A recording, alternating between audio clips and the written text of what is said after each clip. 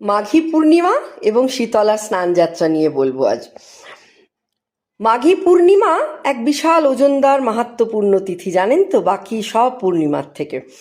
আর সেদিনই হয় মা শীতলার স্নানযাত্রা। অদ্ভুত না? স্নানযাত্রা শুধু জগন্নাথ দেবেরই একার না, শীত বসন্তের সন্ধিক্ষণে শীতলা মাতার স্নানেরও কিন্তু সাড়ম্বরে পালনের রীতি মূলত কোথায় জানেন? হাওড়ার শালকিয়ার একটি শতাব্দী প্রাচীন ঐতিহ্যবাহী একটা উৎসব এটি।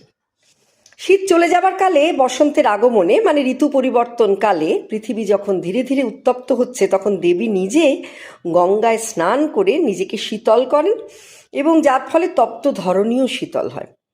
এই সময় জ্বর জারি, হাম, বসন্ত, চর্মরোগ এমন সব সংক্রামক ব্যাধির কথা আমরা জানি, ভয়ঙ্কর প্রাদুর্ভাব ঘটে কিন্তু।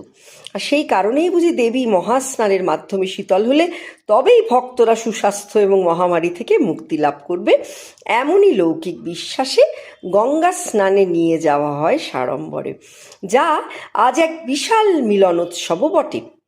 মাঘী পূর্ণিমার এই পুণ্য লগ্নে শালকিয়ার ঐতিহ্যবাহী এক শোভাযাত্রায় শীতলার 7 বোনকে, জানেন কি, 7 সিস্টার্সের একটা গল্প আমি অনেক দিন আগে বলেছিলাম, আবার না হয় বলবো।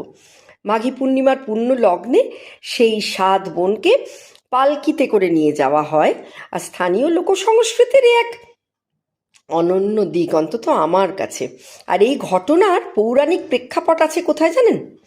স্কন্দ পুরাণে, যেখানে দেবী কাত্যায়নী মানে মা দুর্গার একটা রূপ আমরা জানি তো, জরাসুর নামে এক অসুরকে বধ করার জন্য শীতলা রূপ ধারণ করেছিলেন, যিনি শিশুদের শরীরে জ্বর এবং বসন্ত রোগ ছড়াতেন এক সময়।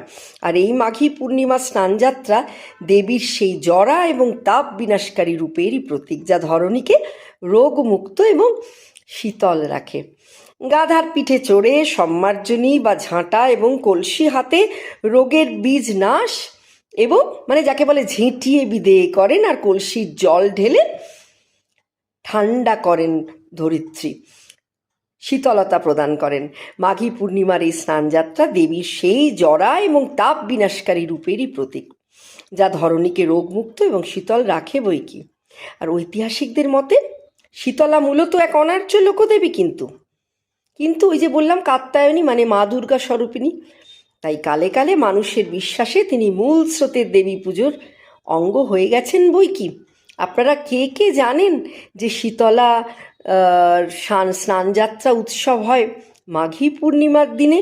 এবং হাওড়ার লোকজন যারা শালকিয়া নিবাসী, তারা অন্তত এই